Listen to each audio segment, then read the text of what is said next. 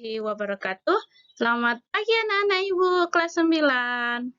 Oke, bertemu lagi dengan Ibu dalam layanan bimbing informasi kita. Bagaimana kabarnya hari ini anak-anak Ibu? Sehat semua kan? Alhamdulillah kalau semua sehat semua ya. Oke, sebelum kita memulai materi kita hari ini, sebaiknya kita berdoa. Berdoa dimulai.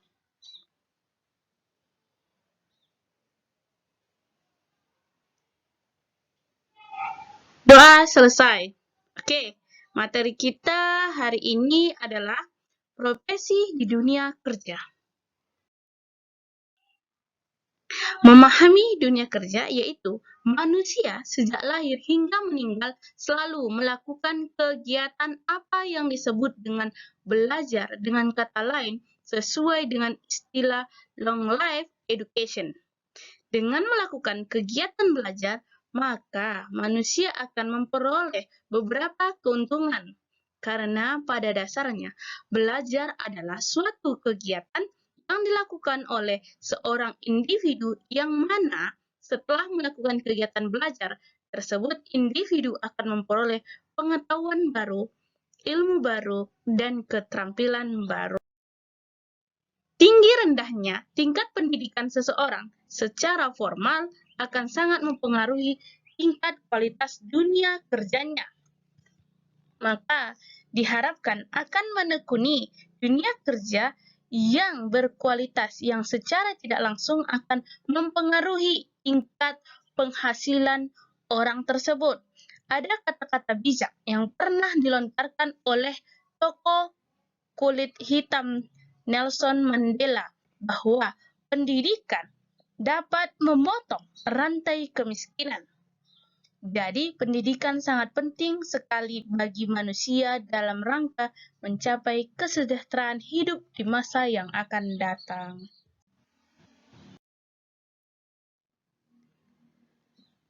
Dasar level dunia kerja ada 3 tingkatan, yaitu tingkatan dunia kerja rendah, kasar, atau tidak terlatih.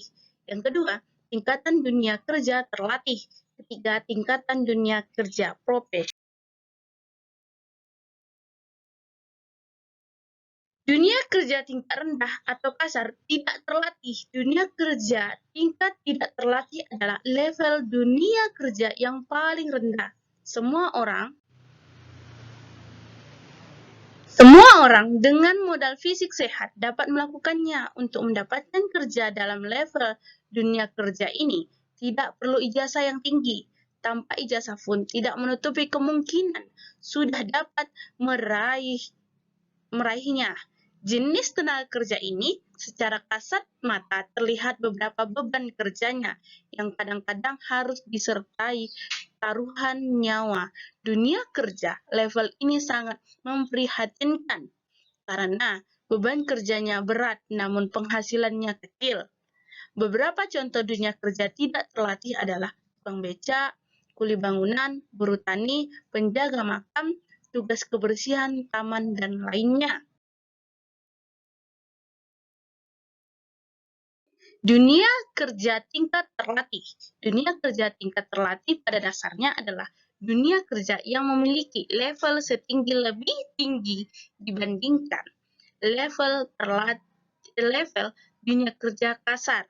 Hanya saja individu yang duduk di level terlatih ini sebelumnya bekerja mendapatkan pelatihan atau training dan waktu yang relatif singkat, sehingga diharapkan dapat bekerja sesuai harapan.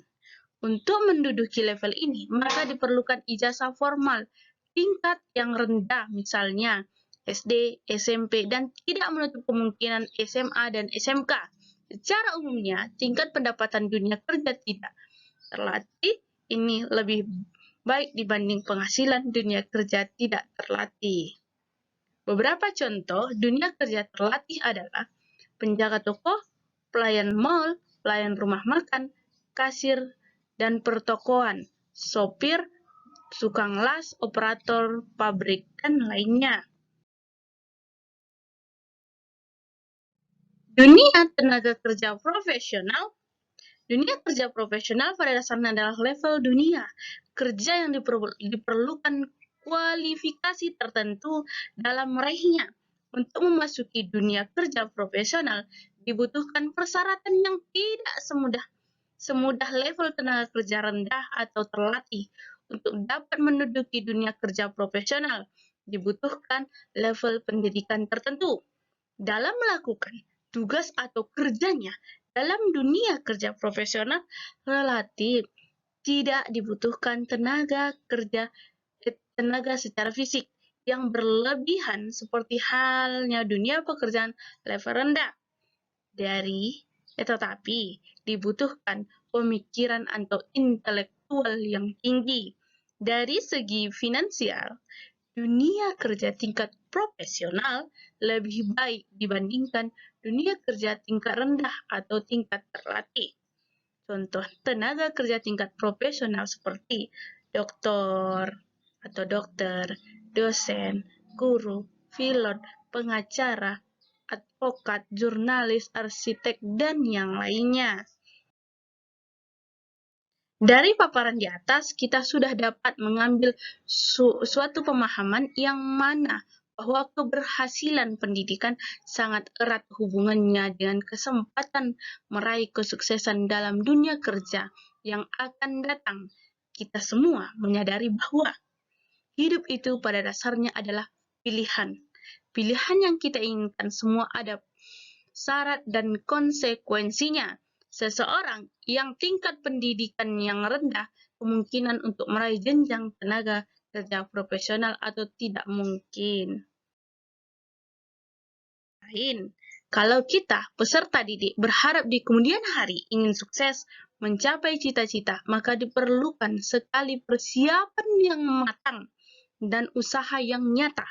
Kalau kita lihat, kita amati, dan kita cermati, semua orang yang sukses di sekitar kita atau para tokoh yang sukses dalam meraih kesuksesan, pasti diikuti usaha yang sungguh-sungguh.